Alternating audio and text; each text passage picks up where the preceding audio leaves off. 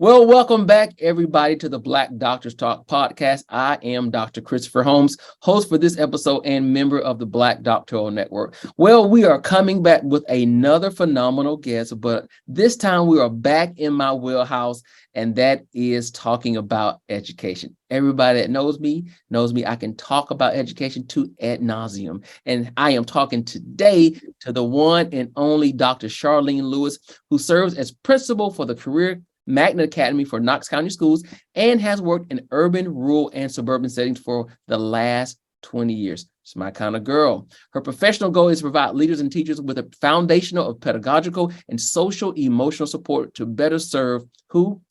All students, not one group, all students. And she wants them to become lifelong learners and productive citizens. Dr. Lewis believes in building relationships, so important in education, as it being the most impactful way to change lives. Dr. Lewis advocates for socially just leadership practices, which have resulted in higher student achievement, diverse instructional pedagogies, and stronger relationships with parents and the community. She's active. Excuse me. She's active in national education organizations and a servant in her community. Please help me welcome Dr. Charlene Lewis. Everybody give it up. Put your hands together for Dr. Lewis. Welcome, Dr. Lewis. Thank you. Thank you. How are you doing, Dr. Holmes? I'm doing well. So you know you are my friend to the end right now, okay? Yes. I can talk to another educator all day, but today we are limited in time, so you guys are just going to get a little piece of the real conversation that we're really going to have a little bit later. So before you became Dr. Lewis, this is where we're going to start. Who was young Charlene? Tell us about that young lady. Young Charlene was from what they tell me, a ball of energy. I was raised by older parents, and my siblings, my older sisters, were about 13 or 14 years younger. So I always been full of energy. I always loved making people smile. Just bouncing around and just learning. I've always been engaged in learning. I was that kid that would be in a science class and we would talk about pollination, and I would go out and capture bees in a jar and bring them back, or catch insects because I was so engaged in learning. So it just carried over. So I've always loved learning different things, but I think the most that my parents and my sister would tell me that I've always been a ball of energy. Still am. Oh yeah, I can see that. I can see that. I love it. Now, are you born and raised in the Tennessee area? Yes, I was born in Knoxville, Tennessee, and left to go venture on, not too far because I had to stay close to my mama and my daddy, to Chattanooga, Tennessee, where I found my husband, and then came back, started my teaching career in Chattanooga, Tennessee, and came back to get in a leadership role. Y'all heard her. She wouldn't have found some love in Chattanooga. I did. Yes, I did. Stayed there for she would have found her a man. I did. Chocolate man. I love it. So shout out to Chattanooga. You all helped influence my girl to be the person that she is today. And then you said you came back home. Why was that important to you? So I felt like I had kind of hit a point in my teaching career. I taught English, and I also had a journalism degree. So I felt like I had sort of hit the ceiling there, and I wanted to go into leadership. And it just happened that Knoxville was starting a new program. I had just got my principal's license. You know, you get your license and you're feeling bouncy, like I want to be a principal now. So had the opportunity to come down here and be a mentor teacher, and then just moved on up since then, because I was kind of fresh to the school system down here, and they're kind of partial to new people in the system because you have a brand new perspective. So I was able to get into a leadership role. Yeah. So I got two questions I want to ask following what you just said. Number one, yes. Why education? Oh my gosh. I have to admit, I ran for a while when I was talking to someone, and when I was graduating from high school, I had a scholarship to go into education, and they would pay for my years in school. And I was just like, I don't want to be a teacher. And but throughout my years in college, I found out that I really love working with kids, and I enjoyed writing. And so I would just volunteer at different centers and do that. And so I was just like, well, let me go ahead and get my degree in education and just make it real. Yeah, So I was that person too. My mom told me when I was really young mhm, that I needed to be a teacher. And granted, I love my teachers. mhm, It's just not the life I saw for myself when I was a absolutely. teenager. But just like you in undergrad, I spent a lot of time mentoring and volunteering in schools. I loved it. I Yeah, absolutely loved it. But I had my mind set on being a doctor, right? So I yeah. majored in science, Oh, and I then eventually brought my love for science and my love for teaching together into a career. Now, granted, I was still running. Teaching landed in my lap, okay. literally. I was working with a group of students over the summertime, and a principal came to me and she said, if you can get this group of students to do what you're doing, I need you to come and work for me. Oh, wow. And I said, interesting thought. Probably no, but I'll hear you out. And at that time, I was kind of like in flux. I was moving between one city to another city. And I was like, well, I haven't quite found a job that I really enjoy yet. Mhm. And when she presented it to me, she presented it to me in such a way I could not say no. She did everything that needed, the application, the paperwork. Oh, yeah. All I had to do was literally sign my name on the dotted line. Wow. And I did. I signed in July and I landed in the classroom in August. And the Wow. rest is history. Like you, 20 years later, here I am still I in the. know. It was kind of like that too when I was in the theater when I'm not going to even tell you when I started off computer science. I don't know. I like to talk too much for that to sit at a computer desk, but I started majoring in theater, started writing, ended up going and getting my degree in journalism and being a journalist, but I would volunteer at the Boys and Girls Club teaching creative writing. Mm, And by the time I decided to go ahead and transition into teaching, it was easy because I already had enough English credits and journalism credits. So my first gig, I was teaching English and journalism to a bunch of kids who had no idea what journalism was about. So that was challenging but fun. So yeah, yeah. it just kind of meshed all together. And my mom was just like, "So you're teaching now?" I was like, "Yes, ma'am, I am." Like, yeah, I told you this a long time I ago. told you, remember? Now, here's my second question, because I can Okay. relate to this too. But I want to ask you, Okay. why transition into leadership and leave the classroom when I know that you Wow. experienced so much success in the classroom as a Yes. teacher? So why transition out? Right. So a lot of I have to admit, I have a husband that kind of sets the bar for me. And he was just like, okay, now what you gonna do now? And I'm just like, no, I'm good. I'm here. I'm just got my classroom together. So I felt like I just could do more I felt like I had just kind of when you get into the routine where I start quoting the text of all of my texts, and I always aspired to be that person when I was in college. And I was just like, I would never be able to memorize text. Well, you do. After you teach it so many years, you start memorizing and quoting text, and it's really impressive to the kids. But there were so many things that I saw on the outside that I wanted to do that I felt could have an impact. And the first thing I wanted to start doing was embracing new teachers. So I started being a mentor teacher to new teachers and just helping them just eliminate a lot of the total fears and obstacles that they have. And just like, you can do this. This is normal. So, and then I started seeing the results, and I'm just like, oh, okay, this is pretty cool that I'm actually seeing results. And so then, I don't know, I just started taking more leadership roles, being a part of a lot of committees, and just seeing that I had a pretty good influence to guide some of the things that we want to do. I would see a need in the school. I would take it to the principal. He would tell me to go ahead, do it, fix it. I get Yeah, it committee together and fix it. So I was just like, okay, I think I'm ready to transition out into a leadership role. yeah. And we found that a lot. And this is just not about education. This is really in Mhm. any field. When you find yourself doing a job and it's no longer a challenge, Mhm. it's time to move to something different. I Mhm. encourage everybody that's viewing and listening. Your job should be growing you. And Yes. if you're not growing, you need to move into another position. Mhm. Oftentimes, it is in a position of leadership. Yes. Don't get comfortable, especially for my educators. If you're Yes. comfortable, your level of impact can be greater if you branch out to do more. Absolutely. And so Yes. that's what Dr. Lewis Yes. did, guys. She did that. And so you began to work in leadership, Yes. saw the impact there. Mhm. And at some point in your mind, you said, I really want to go and get my doctorate. Now the question Ye- is, Yeah. You always ask yourself that, like, year two, why am I doing this? No.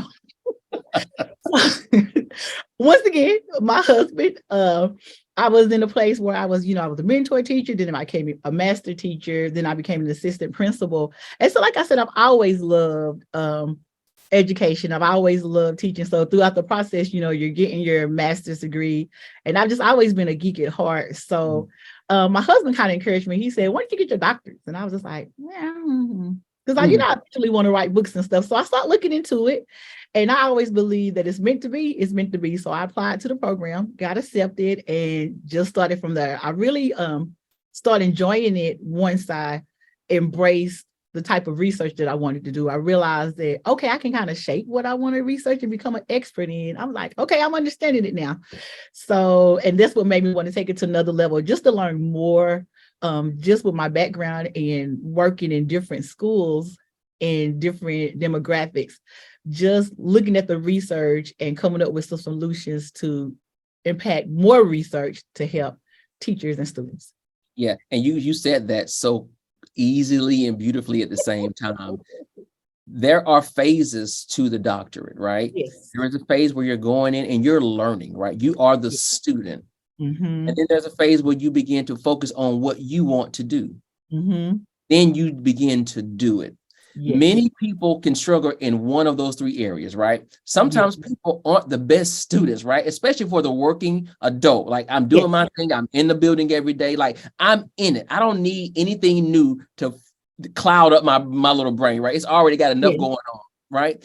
Then some people get very focused and they get excited when it's time to actually focus on what you're going to research. Yes. And then some people thrive towards that writing phase. Like, I'm doing it. I'm collecting the data. I'm writing all of that. And there will be a moment, Will, when you feel, trust me, like this is overwhelming. Yes, Jesus. It's going to a point in each of those phases.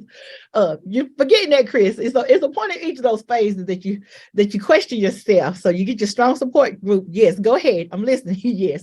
Each phase has that moment. Each phase has its moment, guys. Yes. Listen. Yes. And especially if you get into it, if you're not prepared for the kind of reading and thinking that's required, that first phase is going to take you to another level. It humbles you, right? Woo! Because you come in with the mindset that, first you're I'm in this doctorate program, but you're not a doctor yet. Right. So, but you have to become a student, and you have to be humble, and you have to practice what you preach with your kids. It's okay to fail. It's okay to mess up, but the resilience and the perseverance to keep going. And, you're going to ask yourself several times, why? In the beginning phase. And then the second phase, when you start looking at the research, to back up some of the questions or some of the things you were thinking. So I started feeling really confident when I found research to match what I was saying. And I was just like, yes, I knew it was right. I thought so, because the beginning phase, the professors make you think you don't know what you're talking about. The second phase, you get to find the research to back it up so you can say, let's see, I told you. And then that third phase is just kind of like, I've taken all of this and now this is my gift to this pile of research to help this catered around my experience. So I love you said this is your gift. So some of the academics will say this is my contribution, but you said this is my gift. It's a gift. I loved it. I love that you said it that way. Now I will ask you, because at this point you're working, you're married. I am. How did you balance all of that out? Oh my gosh. I said, right. When I started my doctoral program, I actually started my first leadership role as an assistant principal. And I had two young kids. I had a kindergartner and she's kindergarten. I have second grader. So I was right in the meat of everything, but I had a very strong support with my husband. We're a team, and he was just like, we're going to do this. You're going to do this. He at the time took a more flexible job, and it was just hard work. I've always been a hard worker, and you just think about when you do this doctoral journey, and you're feeling defeated, and you're feeling like you can't do it. Think about your path in life, and go back to that. And you realize I'm not a quitter. I got here to this point. I have resilience. I need to balance myself and prioritize. So I was really focused on at work. I was doing my work. I was able to, when I was doing my schoolwork, I had to incorporate time to do a lot of studying when the girls were asleep. So a lot of times I didn't sleep a lot but they were younger. So 9 o'clock is bedtime. 9 to 12 or 1 is Dr. Lewis time to work, and being very intentional with my time at home, and then having weekends and date nights with your husband as well. So you have to be really keen on time management and a great support system at home. So it was a lot juggling it all. The first part with the classes, I had a strong peer group that I worked with, my cohort. We were really good in doing that and just balancing it. I don't know how I did it, Chris. I don't know. It was just, but I'm determined and I'm a little stubborn. So I wasn't going to be defeated. And I knew that I felt like if I was, at the conference, I was telling people, if you got accepted into the journey, if you're accepted into the doctorate program, that means that you're meant to be there. Yeah. And so figure out what works for you and do it. I heard you say 3 things. So you said, I didn't know. I don't know what I did. You do know. Sometimes it's hard to put it into words. So I'm going to tell you what I heard you say. I heard number 1, you need to be intentional. Yes. You have to be intentional about how you approach all of the 3 phases we just talked about. Yes. Number 2, you need a support system. Even if it's a group of people that say, you can do this. Yes. Pick yourself up, stop crying. You got 10 more minutes to have a pity party and get back to work. Absolutely. Reading, get back to writing, because you're going to finish. And number 3, you have to be okay with making sacrifices. Yes. It means when you want to sleep, you can't. Can't sleep. When you want to hang out with your girlfriends, you cannot. No. Go to church, but after church, you may not be able to go to the dinner after church or that Sunday brunch. You need to go home and start reading and writing, right? Sacrificing is a part of the journey. Nobody will ever finish this if you don't give up something else. That's true. That is true. Just part of it. It's part of it. You made that sound so good. Thank you. You said it all. I just put it into words. You said everything I just said. Everything. That was great. That's true. That is true. So let me ask you this. So when you actually finished, yes, what was the feeling? Oh my gosh. I think I had PTSD for the first couple of months because I had all of this free time. It was 11 o'clock and I was just like, what am I going to, I can watch TV now. I don't even know what show is out to binge watch. And, I was just like, oh my gosh. So, and like I said, my husband was just like, okay, now what's next? And I was just like, please just let me get it in the mail. Let me get my diploma in the mail, baby. And then we're playing it. Because he's just like, okay, let's go. And I was like, no. It was very refreshing and rewarding just to reflect and just embrace it for a moment. I think by the time you actually get up to the actual defense, there's a sense of confidence because you realize that your committee is no longer your professors, but they're more like your colleagues. Yes, so when you're doing that defense, you're just having a professional conversation with your colleagues. And so you start feeling more knowledgeable, like you're wearing that PhD and you're becoming Dr. Lewis. And you just kind of just relax and embrace it all. And I flip back through my dissertation a lot and I'm just like, oh my gosh, I can't believe, so just embracing it all and just having conversations and reaching out to your cohorts who still may be doing it. So being that support group for others. So I'm still doing that now with a lot of people. I'm encouraging them to go on, just being that support group, sending that text message. Hey girl, how you doing? Are you working? What are you doing? And not letting them get off the hook. Yeah. So.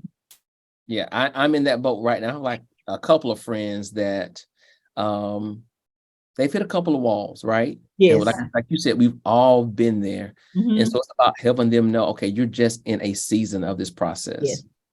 And breaking it down. You get so overwhelmed with the process. And now that you've been through the process, just listening to what they're saying and then saying it back to them in chunks like you're feeding it to kids. And then you hear them say, oh, I'm just like, girl, chapter 4 is nothing more than recording all your data. Just write the numbers down and just throw some little sentences in there. Oh yeah. And I was like, chapter 5 is that's when you get to throw down and talk about what you wanted to say in the beginning and what you really. I'm like, yes. Yeah. So just being able to break it down for them because you've already been through that journey and broke through that wall. Yeah. So. Yeah. And I told somebody, this is funny that you say that just today. I was telling somebody that they're in the most exciting part of it. They're moving into chapter 3. And I was like, would you help me with chapter 3? I was like, you've done the hard part. Chapter 2 is the hard part. You've already thought through everything that you need to be doing and thinking about to support what you're about to do in chapter 3. Yes. Now we're getting into your work. Yes. I can't do your work for you. Only you can do it. Yes. So you should be excited. Yes. So you're absolutely right. I've done that. I'm doing it. And so now I'm going to tell them, listen, I just talked to my friend, Dr. Lewis, and she told me to tell you. Yeah. Stop whining. Stop whining. You got this. You listen to them, let them whine, and then you say my favorite word. Now what? Yeah, you're right. Absolutely right. Now I want to ask you this because this is important for people when you're thinking about going into the dissertation, right? Or the doctorate. Okay. Now I'm going to ask you this. How are you using your research in your field right now? So I'm presenting at the Black Doctoral Network conferences, went to the one in Atlanta. It was amazing. Just I had been doing that for a while because I wanted to share my research.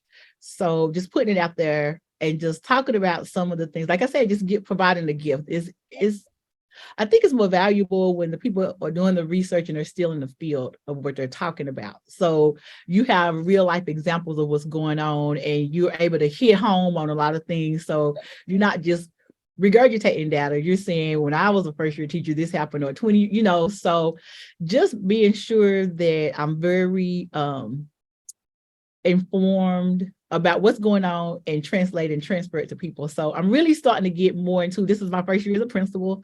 So, my first principalship, I'm excited. So, and she's still smiling, y'all.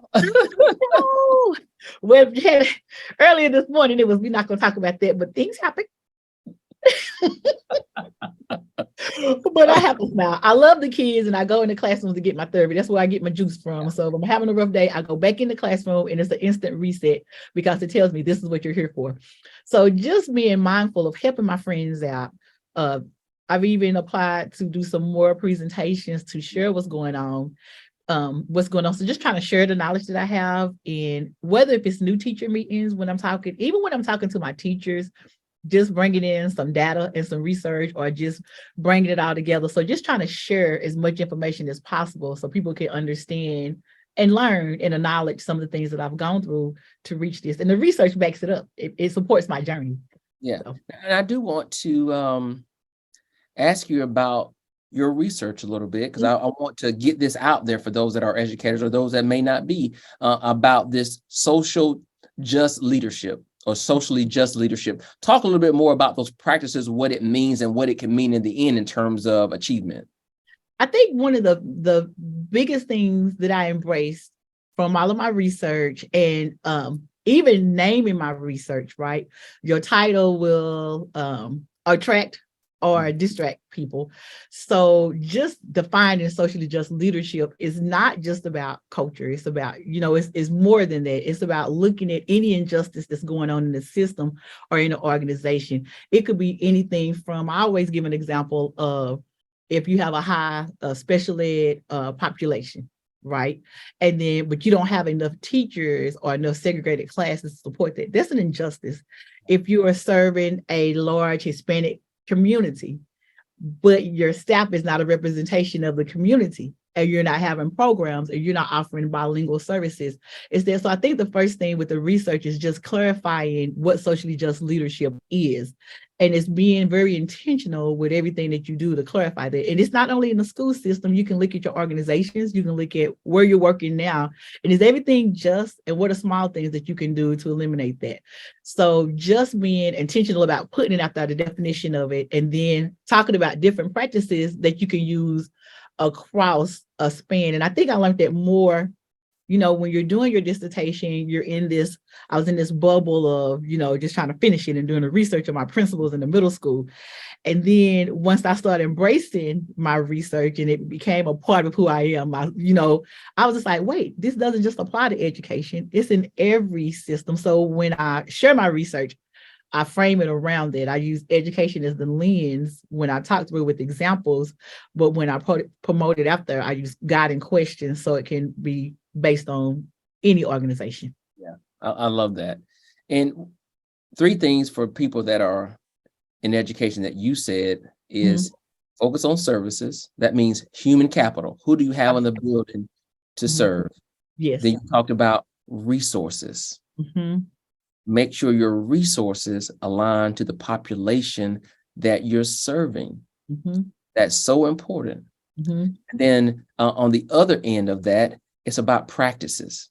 So you can have the people, yes, but if they're not using practices to meet the needs of those that they're serving, it's a moot point, right?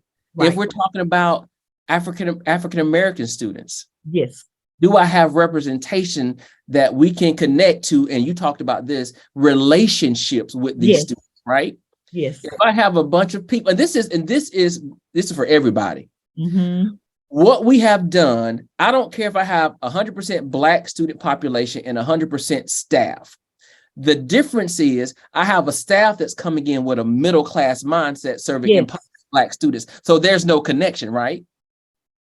Because they don't understand where these kids are coming from, because they're on one side of town and my teachers are living in a whole nother community, living a whole nother lived experience. Absolutely. So we have to have the connection. And therefore, when we don't make the connection and have the relationships, we may likely, you correct me, Miss Dr. Lewis, if I'm wrong, have some socially unjust practices happening in our building. Absolutely. Expectation.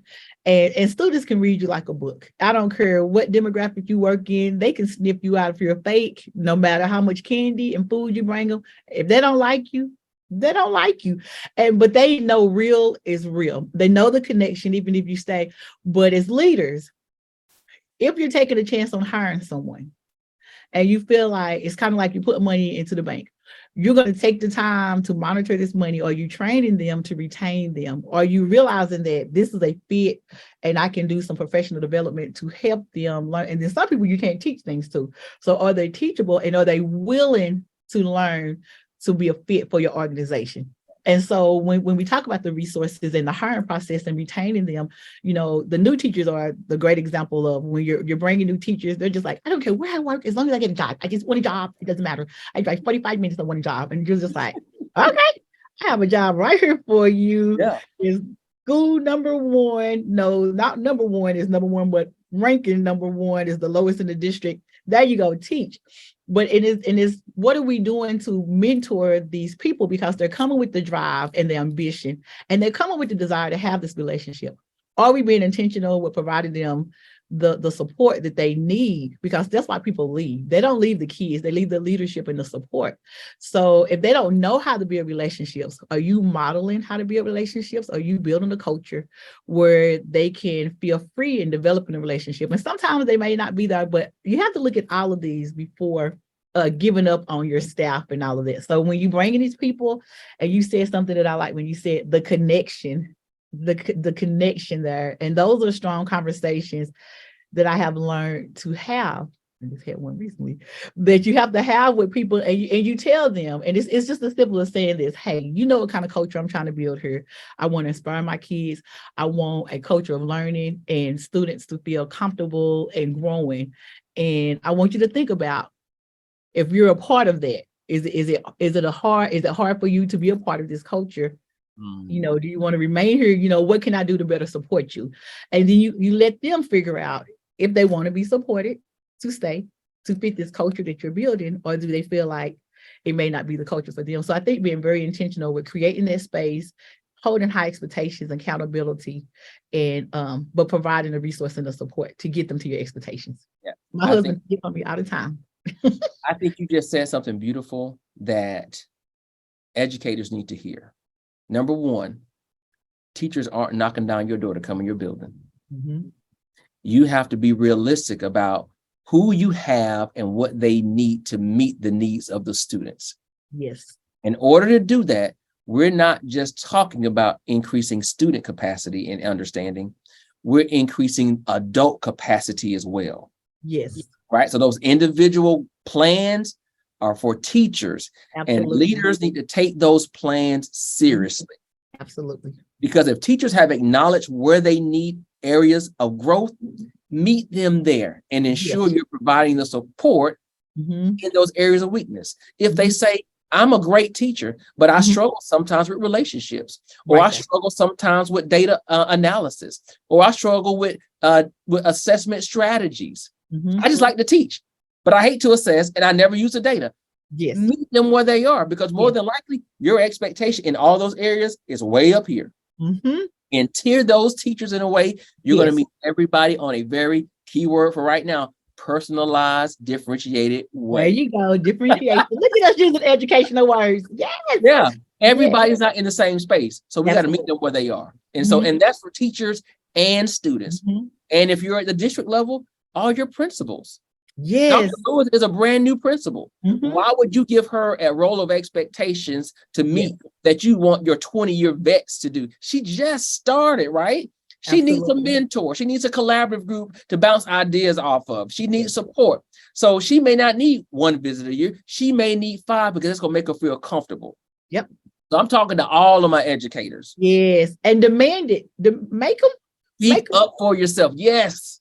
text that cell phone. You come. I told my supervisor today, you come to the school today. Yeah. He was just so, and I think that's the thing is educators, we teach our students to advocate for themselves, and we need to do the same thing. I think one thing that you said was really powerful is meeting the teachers where they are. You just, everything that you said, that's your outline for your professional development. You're talking about an engaging professional development.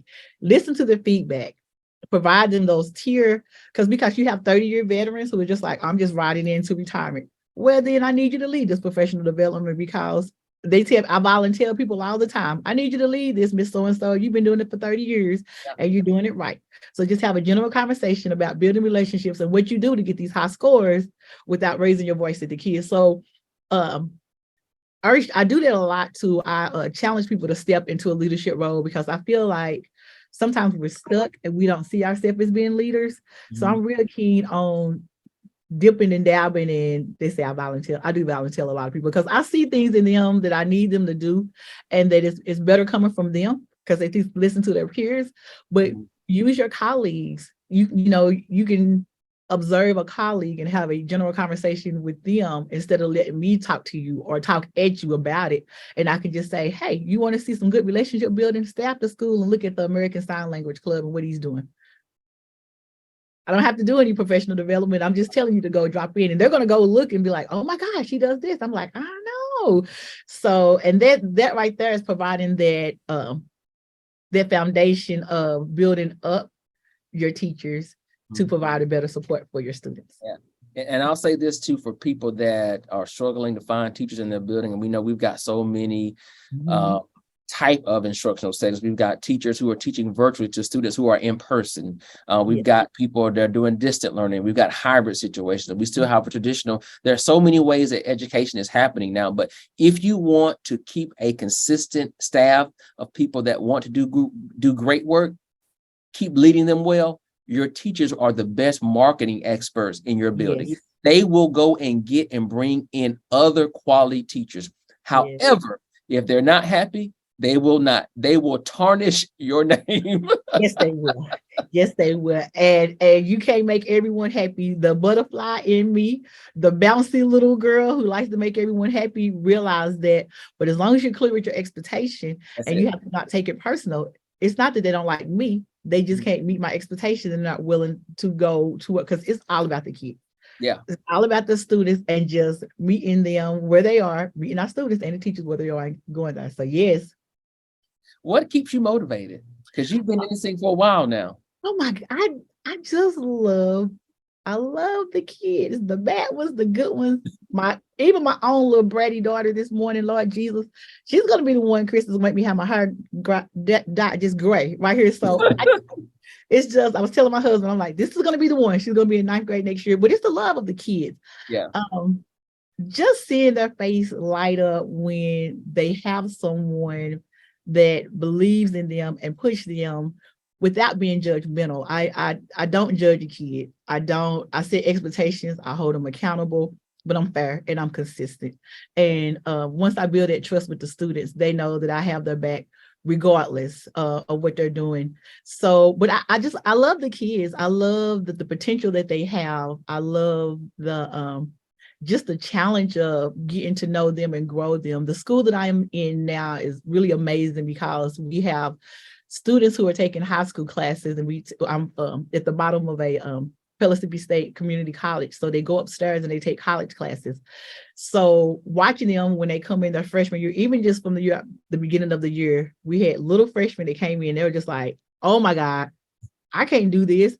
I'm not ready," because they're coming from all over. And I'm like, "Yes, you can." And now walking down the hall with them and saying, "How your grades, girl?" She's like, "It's good." So helping build that confidence, because I'm just a cheerleader for kids, right? So I don't have to, they don't pay me to buy the smiles that I get. I make a lot of money if I get paid by the smiles. But but just I love the kids. I really love the kids. I love seeing them grow, and I love building that confidence. I love seeing them grow from where they were when they first came, and then having those reflective conversations with them. I love high school. I just love the kids. I love them. And so that keeps me motivated when, like I told you, I had a very interesting morning. Kid made a bad choice, was not happy about it at all. And it's gonna be okay. He'll be okay. He had to be held accountable, and it was over my head. But and it kind of bothered me because I was just like, stupid mistake. So I go into the classroom and I get a reset. I sit in the classroom. I play with the kids. I mess with the kids. I probably get on my teacher's nerves, but that's okay. But you know what? Teachers like seeing you in the classroom as well, because they like to show off, "Hey, this is what I'm doing, Dr. Lewis." And I'm just like, "You're rocking it out." So I go in there, I go mingle with the kids, and then I'm back. I'm back to where I'm supposed to be. I cannot lose focus to that. My husband was getting on me the other day. He was just like, "Don't change who you are. You know what you're there for." And I'm like, "I know." And so go to sleep, wake back up. It's for the kids. Yeah, do it all over again. Do it all over again. Do it all over again. We got kids taking, I tell everyone, we're trying to advertise my school. We have 122 kids taking college classes.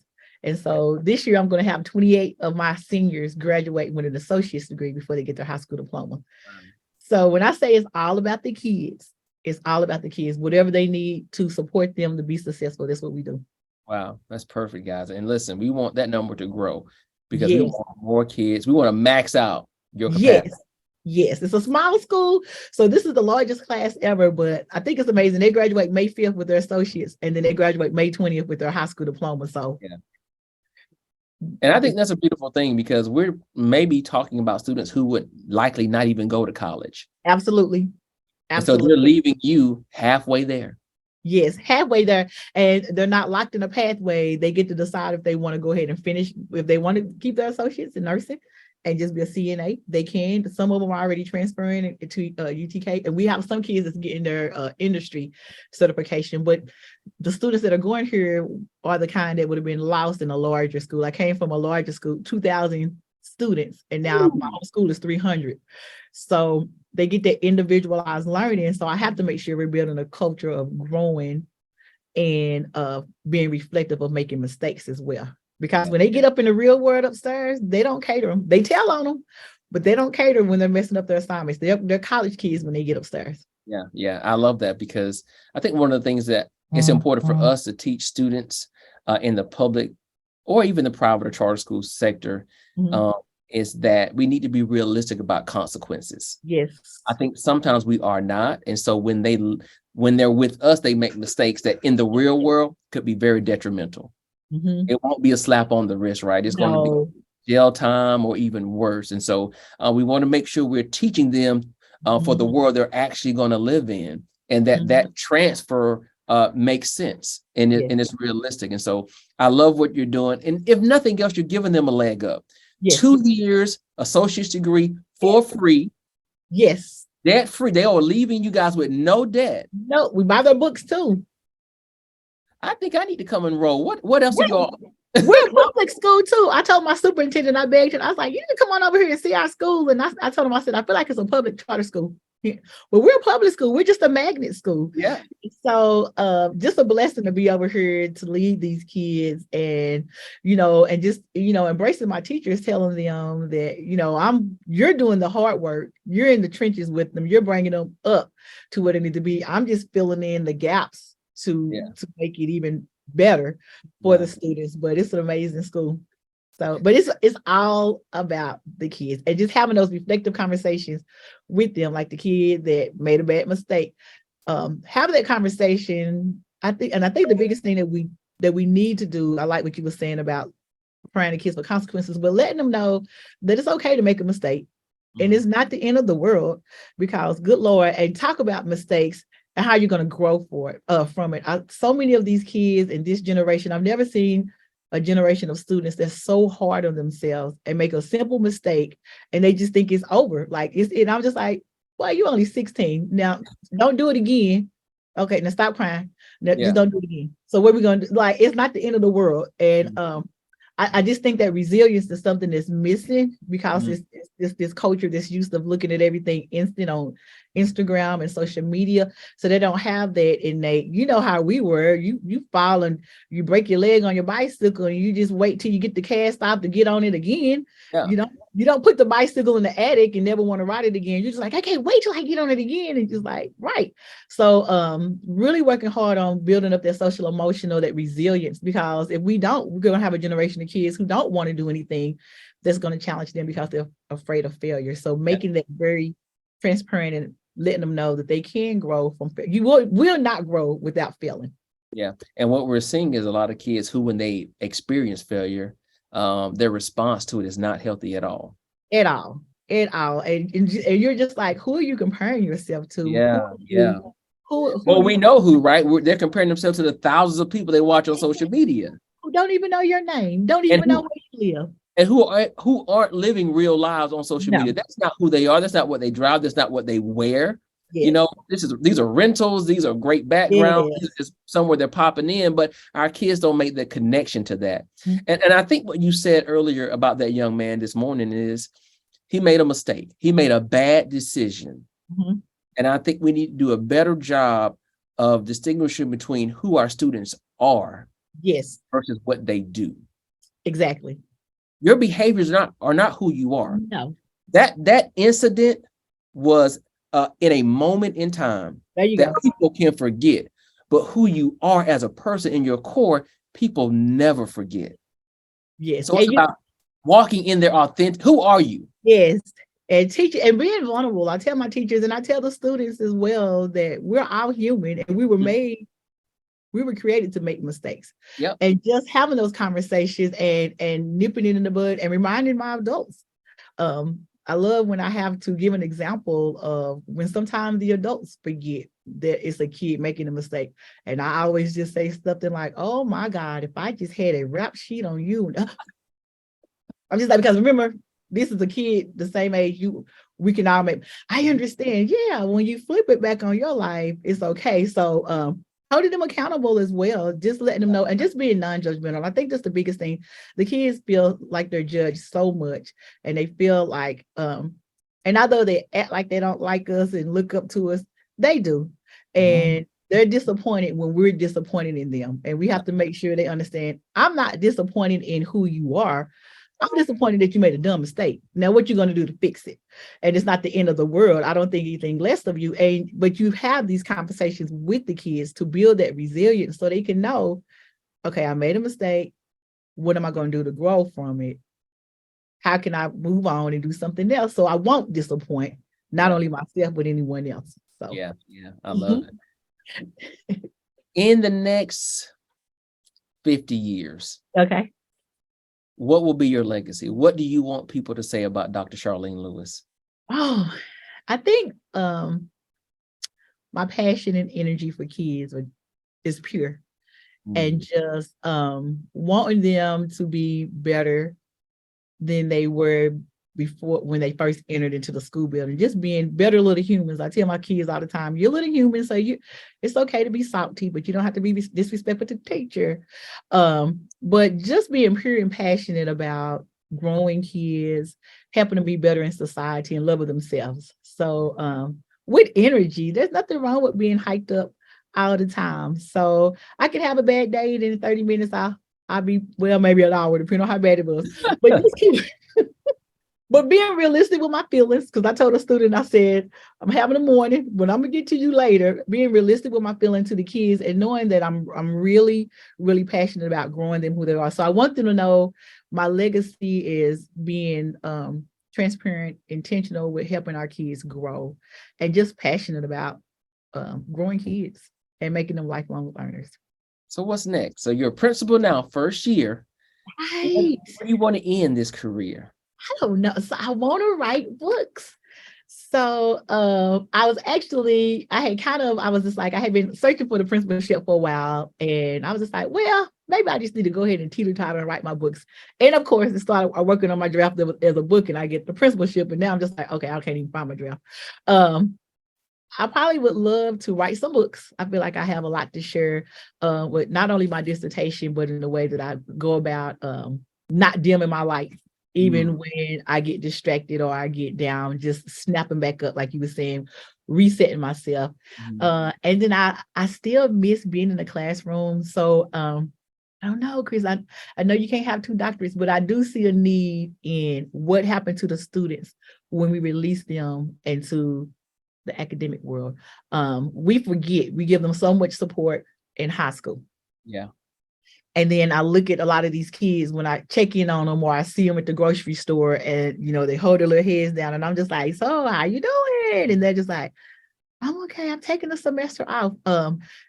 Really maybe moving into being a professor and seeing what we can do there. We forget about our kids when they go into in college. We forget that they're still babies. They're still 19 and 20, and they're trying to really figure out their lives and where their place is in society. So just kind of dabbling in some college and university stuff. I can see it. They need that energy at the college level. I'm telling you, it's okay. You switch professors, switch your dissertation chair. Listen what I say.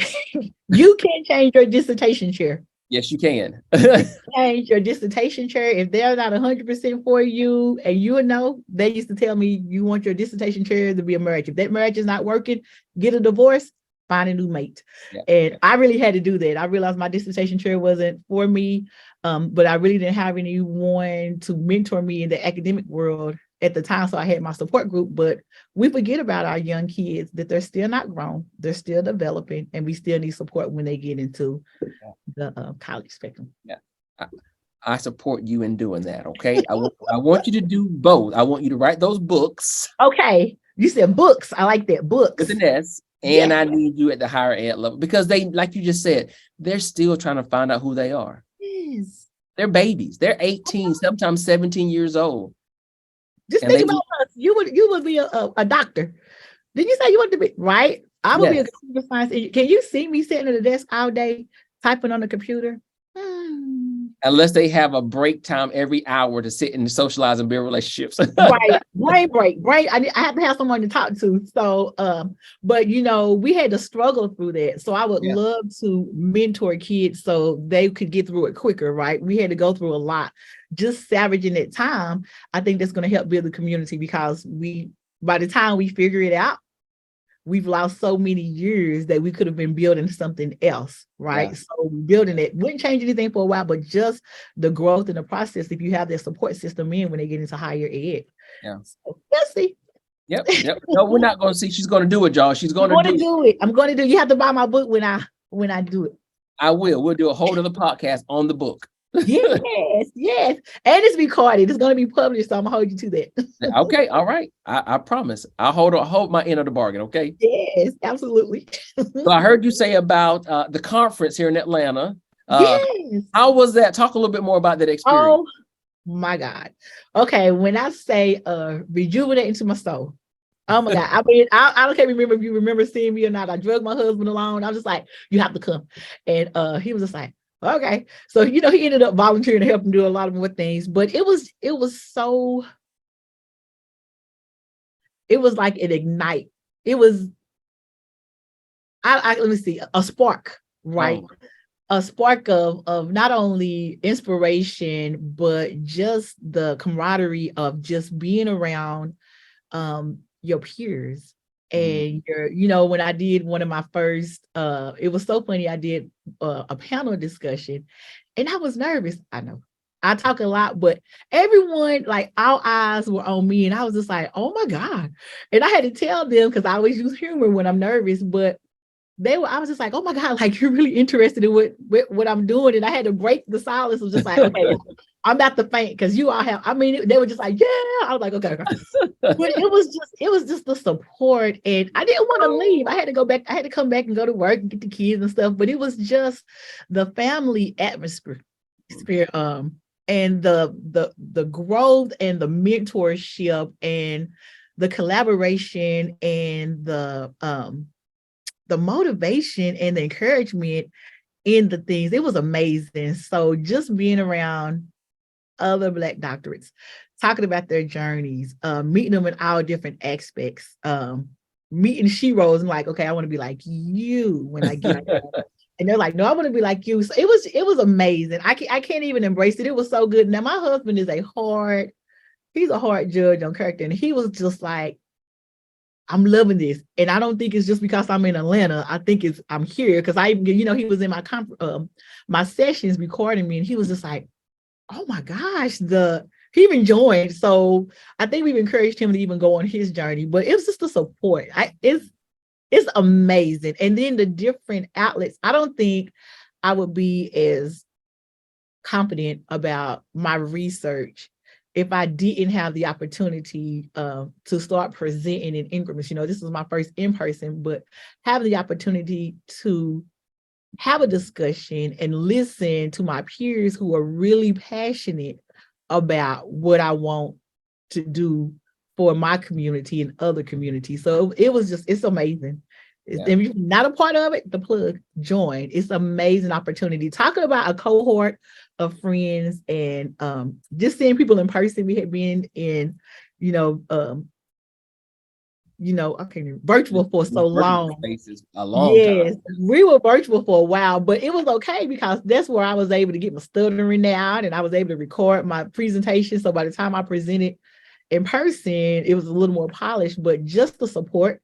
They do a lot of things that, like the podcast and the virtual writing and the networking and the opportunity to work on committees is amazing. Well, she just plugged it, y'all. So I did. You get to meet great people like you. I don't know how great I am, but I am a big cheerleader. I will say that I will root you on until the end. So that's what we need. We need that. We need that all over, outside of your city, all over. And that's what it felt like. Everyone was cheering you on. It was an amazing feeling. Well, we are really appreciative of having members like you, passionate, loving, caring, and really willing to extend yourself to others. And that's what this is really all about. Sharing your knowledge and experience to make sure we're committing ourselves to increasing the Black academic, right? And so thank you so much for taking time out of your busy day. As y'all can see, she is at work right now. You said the office, right? That's an office of a principal. That's what it should look like. So my daughter. I appreciate you doing this and sharing with everybody. It has truly been a pleasure. If you don't mind, could you tell our viewers and listeners where they can go to learn more about the work that you're doing? Oh, the work that I'm doing? Yeah. Oh. How can they find you? Oh. Okay, I'm looking at my notes like, you can find me Knox County Schools Career Magnet Academy. You can find me on Twitter. Oh dear Lord, what is my Twitter handle? I know the one for CMA is Doc Lewis. And Kristen put me on the spot with my social media. Hold on, I don't even know my social media. Gonna find it, y'all, because I'm gonna find it. Keep wrapping it up. I'm gonna find my social media, but you can look up Charlene Lewis. Are you on LinkedIn? Correct. Oh, I am on LinkedIn. I'm on LinkedIn under Charlene Lewis. I'm at CMA.Lewis. That's my school profile. And then I should know this by now, but I'm not. I'm working on my social media presence. Okay, you can find me at CL Lewis, PhD. There you go. And then LinkedIn, you can find me on that ways too. So listen, guys, go find Dr. Lewis. Please connect with her, follow her, be engaged with her. She's doing some phenomenal work over in Knox County in Tennessee. Tennessee. In Tennessee. So listen, go do that. While you're following Dr. Lewis, please be sure to go and follow us as well. The Black Doctoral Network would love to connect with you on all of our social media handles as well. Thank you again for joining us. Thank you, Dr. Lewis, for your experience and your knowledge and your humor and your joy and your smile, everything you brought to today's podcast. Don't forget to join me next time for the next podcast. I will be sure to be back with another amazing guest that you guys will enjoy. But until then, be safe, be blessed, like, share, and subscribe. And don't forget, tell somebody about the Black Doctoral Network and the Black Doctor Talk podcast. We'll see you again, guys. Peace.